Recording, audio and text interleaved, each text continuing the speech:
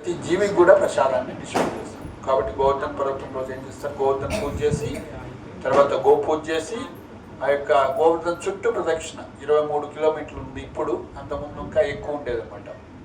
So ఆ విధంగా గోవర్ధన పర్వతం యొక్క ప్రదక్షిణ చేసి వాళ్ళు ఏం చేస్తారు, అందరికీ ప్రసాద వితరణ చేస్తారు.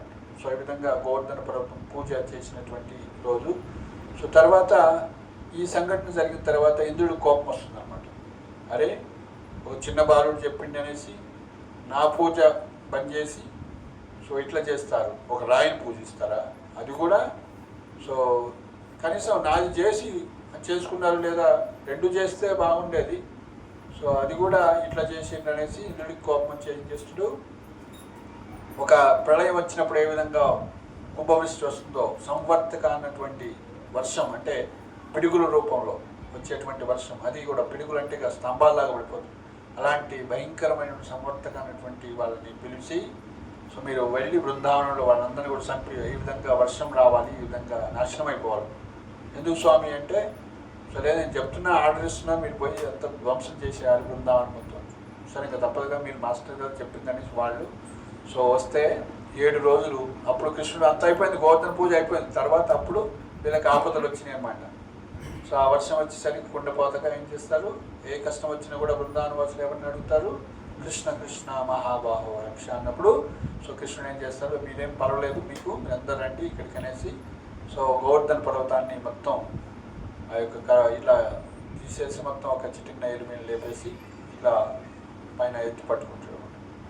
అలా పట్టుకున్న తర్వాత గోవులు, గోపబాలురు, గోపికలు, వృద్ధ గోపికలు, అనేక మంది బృందావన వాసులు అందరూ, ఆ విధంగా అన్ని జీవులు కూడా వచ్చేస్తాయి అన్నమాట. బృందావనంలో ఉన్నటువంటి జీవులన్నీ కూడా సురక్షితంగా 7 రోజులు ఉంటాయి.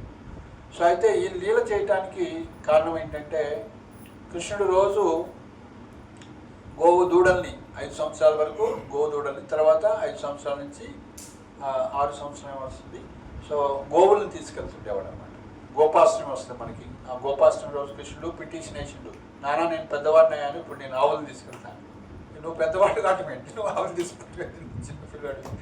లేదు చూడండి, నేను ప్రూవ్ చేస్తాను, ఆవులన్నీ కూడా నేను కంట్రోల్ చేస్తానని ఆ విధంగా యాక్చువల్గా ప్రూవ్ చేసుకుంటాడు కృష్ణుడు.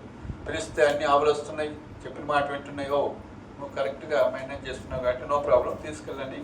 సో ఆ విధంగా గోవులను తీసుకెళ్ళటానికి కూడా గోపుడు అవుతాడు. గోపుడు అంటే గోవుల్ని కూడా కాసేవాడు.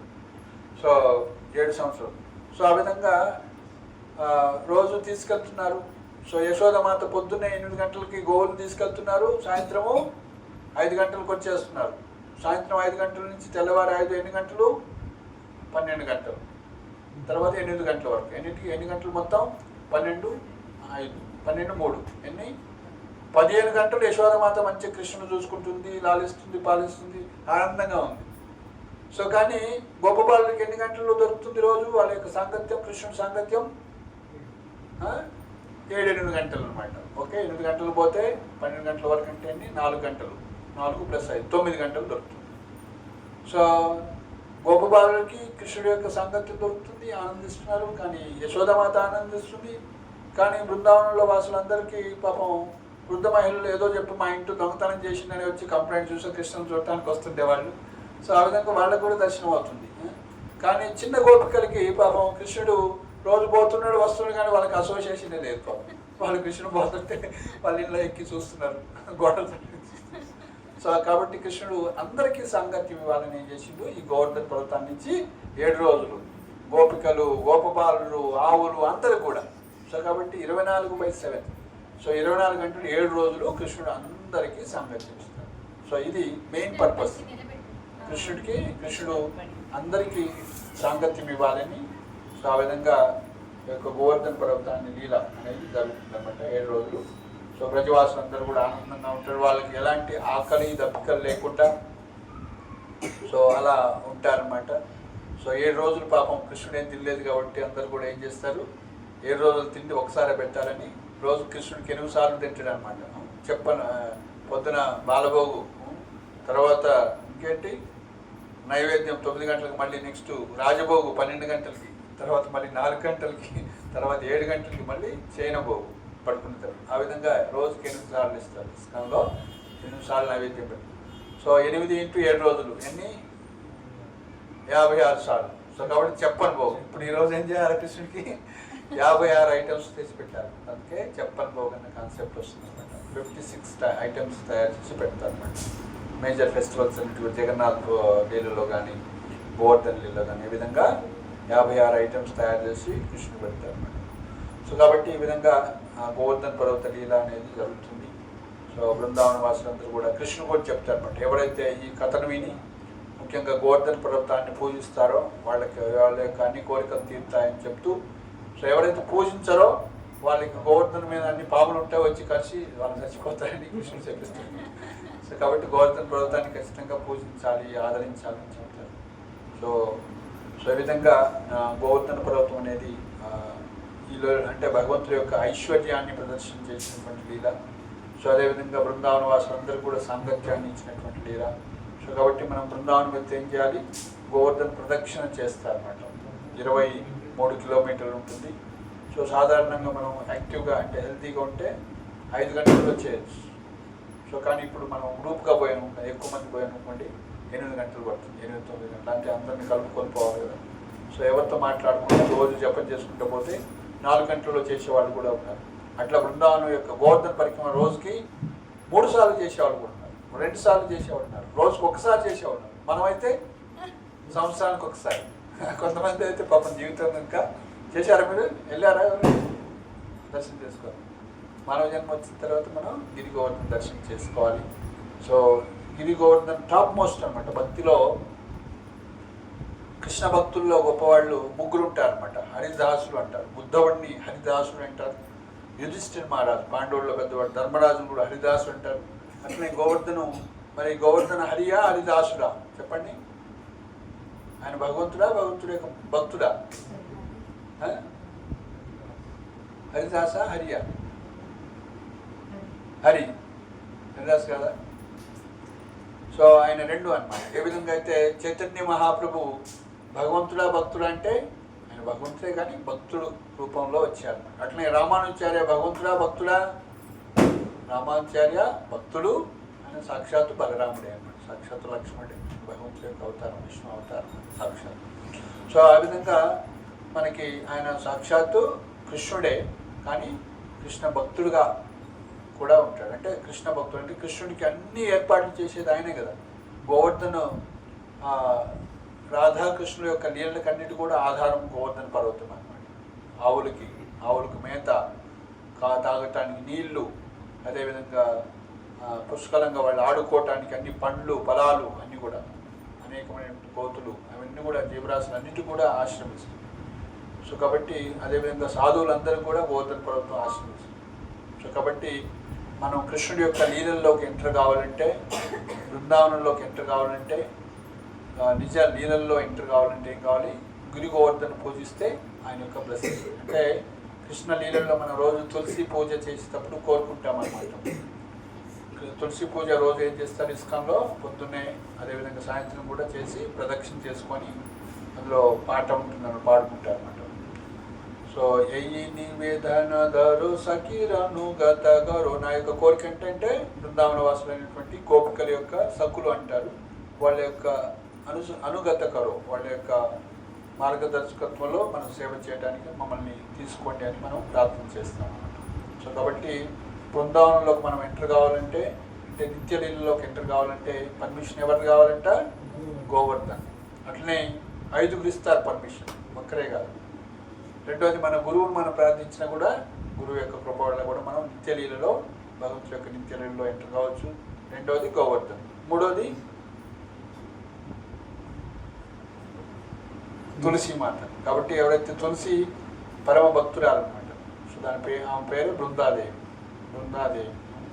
సో తులసి ప్రదక్షిణ చేసి రోజు తులసి పూజిస్తే రాధాకృష్ణుల యొక్క దర్శనం మనకు అవుతుంది, అన్నీ సిద్ధిస్తాయన్నమాట. అందుకే ఇస్కాన్లో రోజు పొద్దున సాయంత్రం తులసి పూజ చేస్తారు, ముఖ్యంగా పొద్దున చేస్తారు నిత్యము కూడా. సో కాబట్టి బృందాదేవి కృప వల్ల కూడా మనం కృష్ణలీలలోకి ఎంటర్ కావచ్చు. ఇంకా యమునాదేవి ప్రార్థన చేస్తే కూడా మనం కృష్ణలీలలోకి వెళ్ళవచ్చు. ఇంకెవరున్నారు?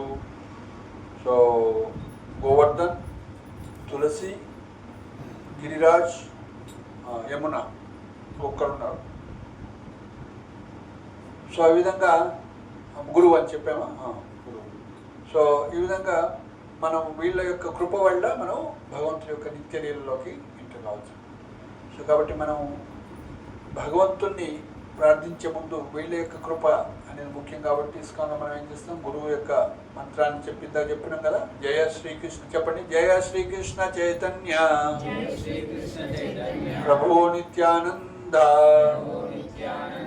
శ్రీ అద్వైత గదాధర శ్రీవాసాది గౌరభక్త వృంద. హరే కృష్ణ కృష్ణ కృష్ణ హరే హరే హరే రామ రామ రామ హరే హరే. సో మనకి కృష్ణ భక్తి రావాలంటే ఫస్ట్ వీళ్ళ యొక్క నామం, అంటే వాళ్ళు ఈ రూపంలో వచ్చి భగవంతుడు యొక్క భక్తులు, భగవంతుడి యొక్క శక్తి, ఈ విధంగా ఈ రూపంలో వచ్చి మన భక్తిని ఇచ్చారు కాబట్టి వాళ్ళ నామం స్వీకరిస్తాం. ఇంకా ముఖ్యంగా ఇస్కాన్లో అయితే ఇంకా ఇది ఇస్కాన్కు మనం అయితే శ్రీల ప్రభుపాదుల వారు యొక్క నామం తీసుకుంటారు. అది ఫస్ట్ చెప్పాము మనం. విష్ణుపాదాయ కృష్ణప్రేష్టాయ భూతలే శ్రీమతే భక్తి వేదాంత స్వామి. ఆయన పేరేంటి? భక్తి వేదాంత స్వామి యొక్క నామం చేసి తర్వాత జయ శ్రీకృష్ణ హరే చేసి తర్వాత హరే కృష్ణ కృష్ణ కృష్ణ హరే హరే హరే రామ రామ రామ హరే అలా జపం చేస్తాం, కీర్తన చేస్తాం. ఏది చేసినా సరే మనం ఈ విధంగా పాటిస్తాం. సో కాబట్టి మనకి కృష్ణుని పొందాలంటే, రాధాకృష్ణుని సేవించాలంటే మనం ఎవరికి యొక్క కృప కావాలి? గురువు యొక్క కృప కావాలి, లేదా వృందాదేవి కృప కావాలి, గిరి గోవర్ధన కృప కావాలి, యమున యొక్క కృప కావాలి. ఈ విధంగా వీళ్ళ యొక్క కృప ద్వారానే మనం నిత్యలీలలో భగవంతుడి యొక్క, అందుకే వీళ్ళని మనం తక్కువ అంచనా వేయాలి. సో కాబట్టి గిరి గోవర్ధన పూజ ఖచ్చితంగా చేసుకోవాలి. ప్రతి సంవత్సరం చేసుకుంటారా? ప్రతి సంవత్సరం సెలబ్రేషన్స్ ఇప్పుడు అర్థమైంది కదా. సో మీరు గోలోకంలోకి వెళ్ళాలి, వైకుంఠంలోకి వెళ్ళాలంటే సో తులసిదేవి పూజ చేస్తే అంట ఎన్ని పాపాలున్నా కూడా క్షమిస్తుందంట. సో చూడండి, సో తల్లిదండ్రుల్లో ఎవరు ఎక్కువ కృప కలిగి ఉంటారు? తండ్రి ఉంటాడు, అరే భలే ఉన్నాం ముద్దుగా ఉన్నాం, వాడు క్వాలిటీ బాగానే ఇక్కడ పక్కన పెట్టిపోతున్నాడు.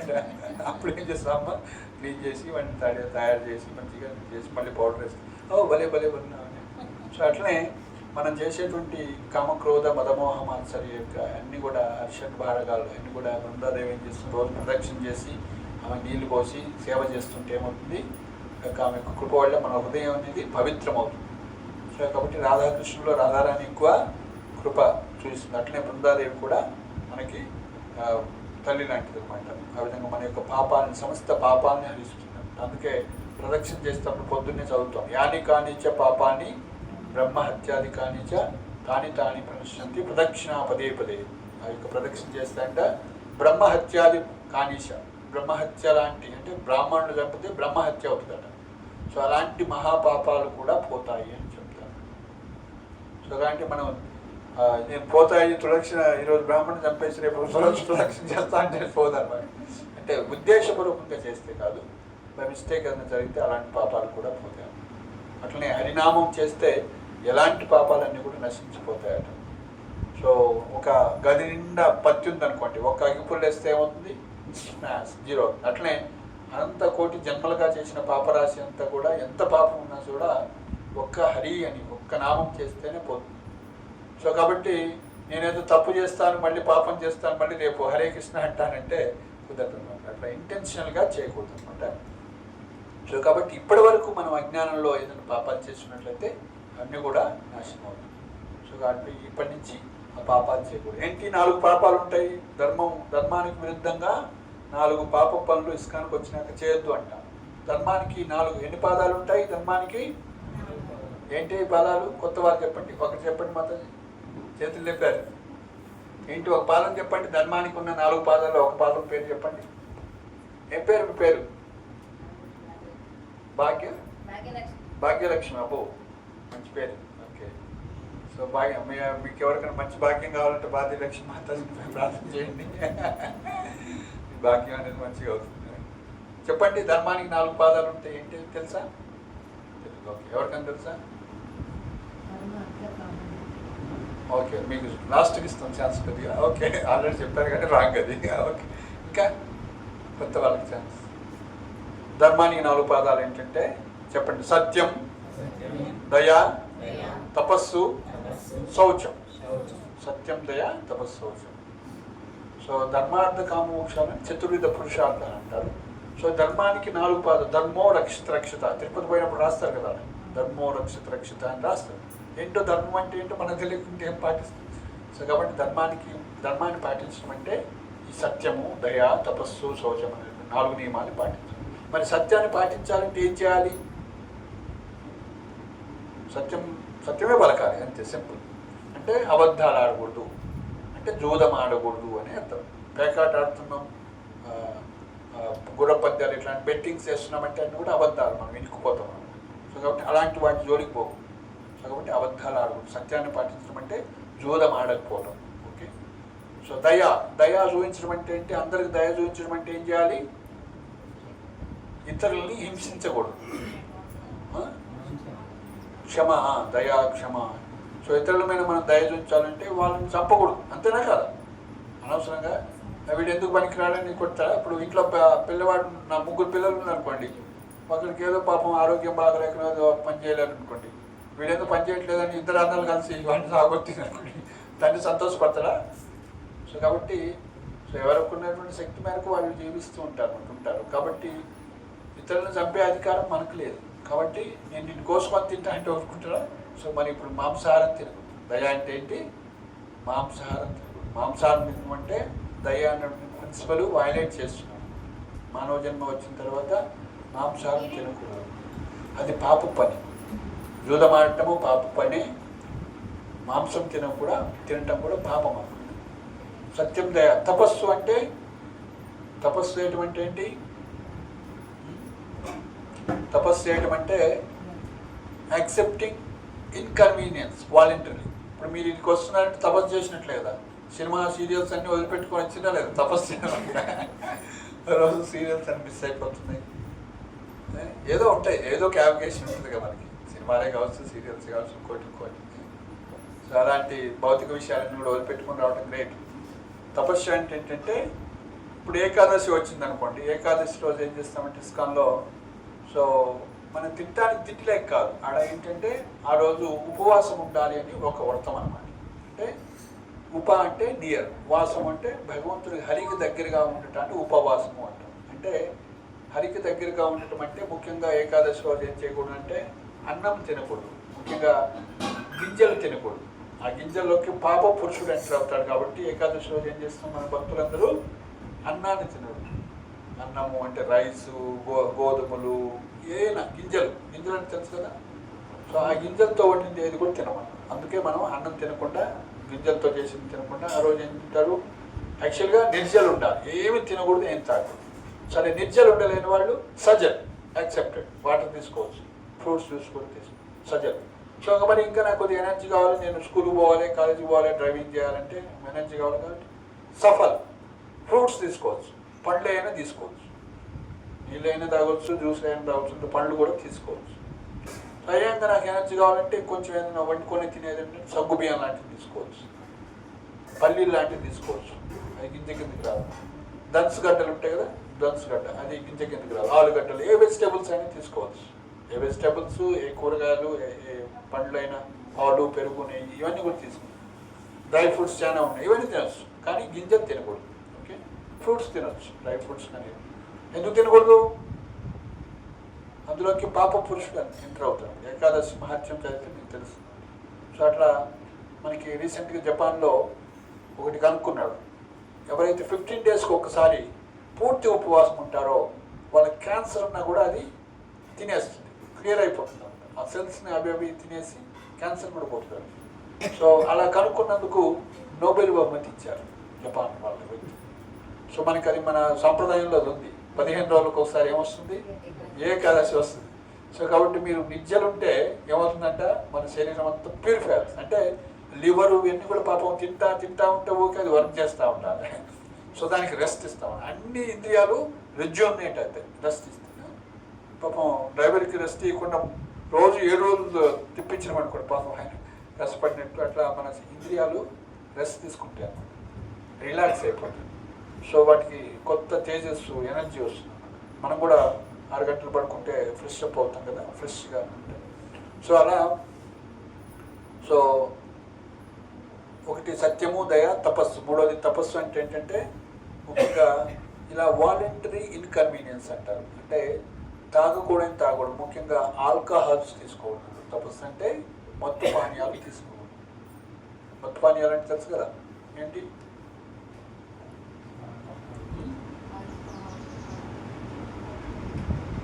కళ్ళు, సారాయి, రకరకాల బీరు, బ్రాందీ, ఇంకా సిగరెట్ కూడా, ఇంకా గుట్కాలు కూడా, ఇవన్నీ కూడా ఇంటాక్సికేషన్, మత్తు. ఇంకా టీ, కాఫీ కూడా. బ్రిటిష్ వచ్చి టీ, కాఫీ మనకు అలవాటు చేసిపోయింది అనమాట. సో అందుకే మనం టీ నుంచి బయటపడటానికి దవా ఛాయ్ అని ఉంటుంది, మెడిసినల్ ఛాయ్. అదేవిధంగా హెర్బల్ ఛాయ్ అని ఉంటుంది, అవి మనం తాగవచ్చు. సో ఆ విధంగా ఛాన్సెస్ ఉంటాయి. సో సత్యం, దయ, తపస్సు అంటే సో ఆల్కహాల్ తీసుకోకపోవటం, మత్తు పానీయాలు తీసుకోవటం. మంచిదా, తాగాల? మీరందరూ ఎంకరేజ్ చేస్తారా మీ ఇంట్లో వాళ్ళందరినీ? సో మత్తు పానీయాలు తాగి కుటుంబాలే నాశనం అయిపోతుంది. సో కాబట్టి మనకి మంచిది కాదు, మన కుటుంబానికి మంచిది కాదు, సమాజానికి కూడా మంచిది కాదు. సో కానీ మనం సహజ స్థితిలో అంటే బద్ధ స్థితిలో వీటికి ఆకర్షించబడతాం అన్నమాట. సో కాబట్టి సత్యము, దయ, తపస్సు, శౌచము. శౌచం అంటే శుభ్రత, అంటే అక్రమ సంబంధం ఉండకూడదు అంటారు, స్త్రీ పురుషుల యొక్క వ్యవహారము. సో అందుకే చిన్నప్పటి నుంచి గురుకులాలు ఉండే విద్యాభ్యాసం. 5 సంవత్సరాల నుంచి చిన్నప్పుడు గురువు దగ్గరికి వెళ్తే విద్యను అభ్యసించేవాళ్ళు, గురువు పంపించేవాళ్ళు భిక్షాటన చేసుకొని రండి అంటే. సో అప్పుడు ఏం చేస్తారు, వాళ్ళు వెళ్ళి ఏమంటారు, ఎలా అడుక్కోవాలి? మీకు అలవాట్లేదేమో భిక్షాటన చేసి. భిక్షాందేహి ఏమంటారు, నేను మర్చిపోయినది నాకు కూడా. భవతి భిక్షాందేహి అంటే, భవతి అంటే మాతృవత్పరధారేషు, ప్రతి స్త్రీని తల్లిలాగా చూడటం నేర్చుకుంటారు. మాతృవత్పరధారేషు. లోష్ట్వత్పరద్రవ్యేషు, ఇతరుల యొక్క సంపదని మన సంపద కాకుండా ధూళితో సమానంగా చూడటం. లోష్ట్వత్పరద్రవ్యేషు. ఆత్మవత్ సర్వభూతేషు, అందరినీ మనకెంత జీవించడానికి ఎంత ఒక ఇది ఉందో, శక్తులు ఉంటాయో లేకుంటే పర్మిషన్ ఉందో, ఆ విధంగా ప్రతి వారిని కూడా సమానంగా చూడటం. ఆత్మవత్ సర్వభూతేషు యపశ్యతి స పండిత. చాణక్య పండితుడు చెప్తున్నాడు, పండితుడు ఎవరంటే మాతృవత్ పరధారేషు, లోష్ట్వత్ పరద్రవ్యేషు, ఆత్మవత్ సర్వభూతేషు యపశ్యతి స పండిత. సో కాబట్టి నేను జీవించడానికి నాకు ఎంత అధికారం ఉందో వీళ్ళందరూ కూడా, ఇతర జీవులందరూ కూడా ఉంది. అట్లనే ఇతరుల యొక్క సంపదని ధూళితో సమానంగా. అందుకే ఇంతకుముందు ఎక్కడైనా ధనం ఉందనుకోండి, అది మంది కాకుండా మనం తీసుకోమన్నమాట. ఈ రోజుల్లో 500 నోటు ఆడబడింది అనుకోండి, ఏం చేస్తాం, అరే నాది ఏదో కింద పడిందని వాడు కింద పడేసి పాపం 500 నోటు తీసుకుంటాడు. సో కానీ ఇంతకుముందు అలా కాదనమాట, ధర్మంగా. సో మనకి ఒక స్టోరీ చెప్తారనమాట ప్రభుపాద వారు. ఒక ఆయన ఆయన దగ్గర, రామయ్య దగ్గర ఎంతో డబ్బు 5,000 రూపాయలు అప్పు తీసుకున్నారు. సో ఆయన ఏం చేశాడంటే, ఆ తండ్రి ఎప్పుడు నోట్స్ అది రాసుకుంటాడు, తన డైరీలో రాసుకుంటాడు, నేను రామయ్యకి 5,000 రూపాయలు ఇవ్వాలి అని రాసుకుంటాను, 10 రోజులు తీసుకున్నాను. సో ఆయన చనిపోయారు. సో తర్వాత వాళ్ళ కొడుకు చూశాడు, ఒక రోజు ఓపెన్ చేసి చూస్తే, అరే రామయ్యకి నా 5,000 అప్పు ఉండడానికి తీసుకుపోయి, ఇగో అండి 5,000 అప్పు ఉన్నాను రాశారు మా నాన్నగారు, మీరు తీసుకోండి అంటే. లేదు నేనేం అప్పు ఇవ్వలేదండి, మీ నాన్నగారు నాకేం అప్పు లేడు, సో నేను తీసుకోను అంటాడు. లేదండి తీసుకోవాలా మీరు అంటాడు.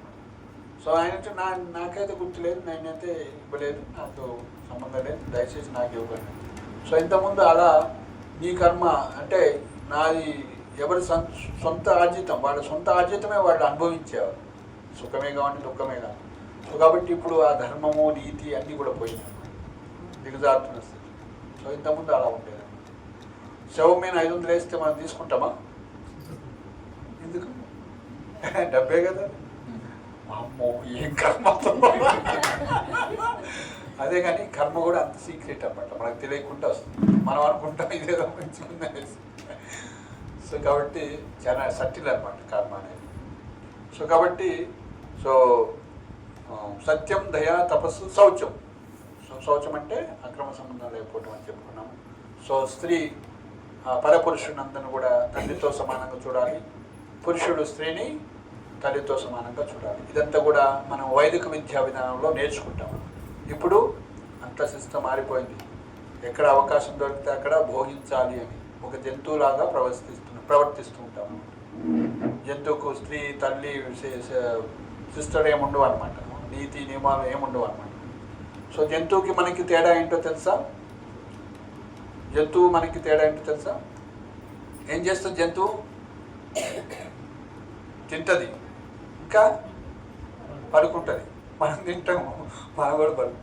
నిద్ర, ఆహారం, ఈ రెండు జరుగుతుంది. తర్వాత సంతానాన్ని ఉత్పత్తి చేస్తుంది. నిద్ర, ఆహార, మైత్రం. తర్వాత భయం అంటే రక్షణ చేసుకుంటుంది. భయం వల్ల కోడి కూడా ఏదైనా అంటే కోడి పిల్లలు ఉన్నప్పుడు దగ్గర పోతే కథమే, అది వచ్చి తన్నేస్తుంది. సో కాబట్టి ప్రతి జీవిలో కూడా రక్షించుకునే స్వభావం ఉంటుంది అన్నమాట. తన ముఖ్యంగా కోతులు కూడా బృందావనంలో పోతే ఎప్పుడన్నా చిన్న పిల్ల కోతి ఉంటుంది, దాని జోలి పోయిందంటే కథమే, పెద్ద కోతి వచ్చి మిమ్మల్ని చీరేస్తుంది. చాలా జాగ్రత్తగా ఉంటారు. సో కాబట్టి నిద్ర, ఆహార, భయమైదునంశ సామాన్యమైతత్ పశుభీ నరానం ధర్మోహితేశో అధికో విశేషో ధర్మేణ హీన పశుభీ సమాన అంటారు. సో కాబట్టి ఇవే మన జీవిత లక్ష్యం కాకూడదు. ఎలా తినాలి, ఎలా పడుకోవాలి, సంతానాన్ని రక్షణ చేసుకోవాలి, ఇవి కాదు జీవిత లక్ష్యం. అది ప్రతి జీవి కూడా చేస్తుంది. ధర్మోహితేశో అధికో విశేషో. ధర్మం అసలు మన నేను ఎవరిని, నేను ఎక్కడి నుంచి వచ్చారు, నా ధర్మం ఏంటి, నేను ఎందుకు ఇలా మృత్యువుకి పోతున్నాను, ఎందుకు నేను ముసలివాడిని అవుతున్నాను, ఎందుకు నేను వ్యాధులు వస్తున్నాయి, వీటి నుంచి పర్మనెంట్గా ఎలా బయటపడాలి, అసలు ధర్మం అంటే ఏంటి, నేను ఎవరిని తెలుసుకోవాలి. అతతో బ్రహ్మ జిజ్ఞాస. మానవ జన్మ వచ్చిన తర్వాత జంతువులాగా జన్మించకుండా అసలు నేను ఎవరిని తెలుసుకోవడానికి ప్రయత్నించాలి. సో సో ధర్మం పాటించాలన్నమాట. ధర్మం అంటే తెలుసుకొని నా కర్తవ్యం ఏంటంటే తెలుసుకోండి. కాబట్టి ధర్మం గురించి తెలుసుకోండి. ధర్మం అంటే తెలుసా మీకేంటో చెప్పుకున్నాం ఇందాక. మీ డ్యూటీ ఏంటని చెప్పినా కదా, చదువుకోవటం అని చెప్పి. ఏం పేరు నీ పేరు? సహస్ర. ధర్మం అంటే ఏంటి తెలుసా? విన్నావా ఈ పదాలు? ఎప్పుడు వినలే? ఎవరు చెప్పట్లే? స్కూల్ కాలేజీలో చెప్పట్లే. చెప్తారా? భగవద్గీత గురించి చెప్తారా కొద్దిగా? Very good. ఓ ఏ స్కూల్ పేరు? మాతృశ్రీ. మాస్టర్ ఈకే. ఓ స్పెషల్ మాస్టర్ ఈకే విద్యాలయం. మాలాంటి మేము చదువుకున్న స్కూల్లో చెప్పలేదు, అన్ఫార్చునేట్. అదృష్టవంతం. తిలకం పెట్టుకొని పోతావు ఇట్లే? తిలకం పెట్టుకుంటాను నువ్వు రోజు లేదా? పెట్టుకోండి, మరి తిలకం కూడా పెట్టుకోవాలి. సగం బొట్టు, చిన్న బొట్టు ఏంటి, ఇట్లా తిలకం పెట్టుకొని పోవాలి. సో ఇది భగవంతుడి యొక్క రెండు పాదాలు, ఇది తులసి. సో ఎవరి యొక్క నొసటిన ఈ యొక్క తిలకం ఉంటుందో యమలోకం మాత్రం బాగుంటుంది. ఎవరి కంఠంలో తులసి మాల ఉంటుందో యమధర్మరాజు పట్టుకోడు అనమాట. యమదూతలు కానీ యమధర్మరాజు కానీ పట్టుకోడు. మొన్ననే ఒక భక్తుడికి అనుభవం అయింది. సో వచ్చి యమదూతలు చూస్తున్నారు అనమాట.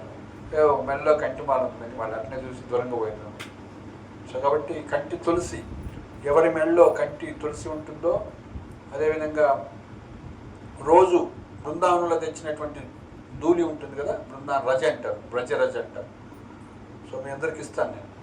మీ అందరూ ఈరోజు గోవర్ధన పర్వతం పూజకు వచ్చారు కాబట్టి, చనిపోయిన తర్వాత అయినా సరే ఎవరు బృందావనంలో జన్మిస్తారో వాళ్ళు ఎక్కడ చనిపోయినా వాళ్ళు గోలోకం వెళ్తారు లేదా బృందావనంలోనే ఉంటారు. లేక చనిపోయిన తర్వాత మన శవమంటే ఎవరైనా బ్రజవాసి నడిస్తే వాళ్ళు బ్రజంలో జన్మిస్తారు లేదా గోలోకం వెళ్తారు. సో కాబట్టి ఎందుకంటే వాళ్ళ యొక్క హృదయంలో ఎవరుంటారు? కృష్ణుడు ఉంటారు కాబట్టి. సో కాబట్టి వ్రజవాసి లేదా ఎవరి యొక్క నోట్లో గంగాజలము తులసి వేస్తారో ఆయన నరకానికి పోవడం అన్నమాట. ఆయన వైకుంఠానికి పోతారు సాక్షాత్. అందుకే చనిపోయిన తర్వాత ముఖ్యంగా కాష్టం ఎవరైతే కాలుస్తారో వాళ్ళని తులసి కట్టెలేసి కాలుస్తారు. సో వాళ్ళు ఎంత పాపం ఉన్నా కూడా వాళ్ళంతా కూడా వాళ్ళ ఆశీర్వాదం వాళ్ళు భగవంతాము. ముఖ్యంగా ఈ యొక్క నామం ఎవరి యొక్క నృష్ణ గోపీ చందనం ఉంటుందో, గోపికల యొక్క పాదదులే అన్నమాట. గోపీ చందనం అంటారు. బృందావనం అంటే గోపీ చందనం అంటారు. సో అది ఎవరి నృష్ణ ఉంటుందో వాళ్ళు యమలోకానికి వెళ్ళి పనిష్మెంట్ తీసుకోరు. ఒక సంఘటన జరుగుతుందన్నమాట. ఒక వ్యక్తి చనిపోయాడు. చనిపోయిన తర్వాత ఆ శరీరం పడిపోయింది. ఎక్కడ పడిపోయిందంటే ఎవరో తిలకం పెట్టుకొని ఆ యొక్క కొద్ది తిలకం పడిపోతే దాని మీద పడిపోతారు అన్నమాట. సో ఆ పడిపోయిన తర్వాత ఆయన్ని, ఆ శరీరం ఇన్నే ఉంటుంది, ఆయన్ని యమదూతలు తీసుకొని వెళ్తారనమాట. ఆయనకి ఇలాంటి పనిష్మెంట్ ఇవ్వాలని. సో మంటల్లో వేస్తారు, ఆ మంటల్లో ఆడిపోతున్నాయి. ఏ పనిష్మెంట్ ఇచ్చినా అప్లై కావట్లేదు. ఏం జరిగిందని వాళ్ళకి అర్థం కాదు. అప్పుడు నారదముని వస్తారనమాట, నివేదిస్తూ చూసి చెప్తారు. సో ఈయన చనిపోయినప్పుడు ఆయన శరీరము ఒక ఎవరో తిలకం పెట్టుకుంటే ఆ తిలకం మీద పడ్డది కాబట్టి అప్పటికి పాపహరణం అయిపోయింది. సో కాబట్టి ఇంకా ఆయనకి ఏ అప్లై కావాలని చెప్తారు. సో కాబట్టి మీకు అన్ని పాపాలు పోవాలా వద్దా? సీక్రెట్ తెలిసిందా లేదా? పెట్టుకుంటారు రోజు మనకి తిలకం పెట్టుకోవాలి. సో మనకి చిన్నప్పటి నుంచి చెప్పలేదు కాబట్టి మేము కూడా ఏం తెలియనప్పుడు అలా పెరిగినాం. సో ఇప్పుడు తెలుసుకున్నారు కాబట్టి పెట్టుకోండి. అట్లనే రోజు తులసి ప్రదక్షిణ చేయండి, అట్లనే మెల్లో కంటిమాల వేసుకోండి. సో కాబట్టి ఈ 4 నియమాలు పాటించాలి. ఏంటది? సత్యం, దయా, తప, శౌచం. అంటే ధర్మాన్ని పాటించడం అంటే మాంసం తినకపోవటం, జూదం ఆడకపోవటం, ఆల్కహాల్స్ తీసుకోకపోవటం, అక్రమ సంబంధం లేకపోవటం, బ్రహ్మచర్యాన్ని పాటించడం అన్నమాట. సో 25 సంవత్సరాల వరకు బ్రహ్మచారిగా ఉండాలి మీరంతా. సో 25 సంవత్సరాల తర్వాత వివాహం చేసిన తర్వాత ఏమంటారు? గృహస్థాశ్రమం అంటారు. ఏమంటారు? అందరు చెప్పండి. గృహస్థాశ్రమం. 25 సంవత్సరాల వరకు బ్రహ్మచారి ఆశ్రమం, 25 నుంచి 50 సంవత్సరాల వరకు గృహస్థాశ్రమం, 50 నుంచి 75 సంవత్సరాల వరకు వానప్రస్థాశ్రమం. వృద్ధాశ్రమం కాదు, వానప్రస్థం. అంటే వనాలకు వెళ్ళాలి. ఏ వనానికి వెళ్ళాలి? బృందావనం లాంటి వనాలకు వెళ్ళాలి. అంటే భక్తిని మనం ఇంకా పెంచుకోవాలి. సో 75 తర్వాత ఏం ఆశ్రమం? నెక్స్ట్ సన్యాసి ఆశ్రమం. కోర్స్ మనకు 100 ఉంటే ఇవన్నీ కూడా. సో అప్పుడు 70 ఉంటున్నా, 80 ఉంటున్నా తగ్గుతున్నది కాబట్టి. సో కాబట్టి మనం ఏం చేయాలి? చదువుకునేటప్పుడు నిష్ఠగా సినిమాలు ఇవన్నీ కూడా చూడకూడదు. సో ఇతర స్త్రీలని, ఇతర పురుషుల్ని మనం వాళ్ళ జోలికి పోకూడదు. కానీ బ్రహ్మచర్యం అనేది పాటిస్తే మనకి బుద్ధి వికసిస్తుంది. సో కాబట్టి ప్రతి స్త్రీ కానీ ప్రతి పురుషుడు కానీ ఈ విధంగా నైష్టిక బ్రహ్మచర్యం పాటించాలి. అలా పాటించడం వల్ల మనకి భగవద్గీత, భాగవతం అనేది బాగా అర్థమవుతాయి అన్నమాట. ఇంద్రియాలని నిగ్రహించుకోవటం అన్నమాట. ఓకే. సో ఆ విధంగా మనం ఈ విధంగా చేసినట్లయితే మనకి త్వరగా భక్తి వస్తుంది. భక్తి సాధన చేసి మనం భగవంతుని కృష్ణ ప్రేమని పొందవచ్చు. హరే కృష్ణ హరే కృష్ణ కృష్ణ కృష్ణ హరే హరే, హరే రామ హరే రామ రామ రామ హరే హరే. ఎంత అయింది? అబ్బో, మనం ముందే చెప్పుకున్నాం. ½ గంట సీలింగ్ అని పెట్టుకుంటుంది, 1 అవర్ పోయింది క్లాస్. సో హరికథ అనంతం, హరిలీల అనంతం కాబట్టి మనం స్టాప్ చేయడం కష్టం. సో ఈ విధంగా మీరందరూ కూడా ఇక్కడ సండే రావడానికి ప్రయత్నించండి. సో లాస్ట్ 5 minutes కీర్తన చేసి ఇంకా చిన్న హారతి చేసుకున్నాం. ఓకే. అది కొత్త వీడియో పెట్టండి, వేరేది పెట్టుకున్నాం. మార్చారా? గుడ్. హరే కృష్ణ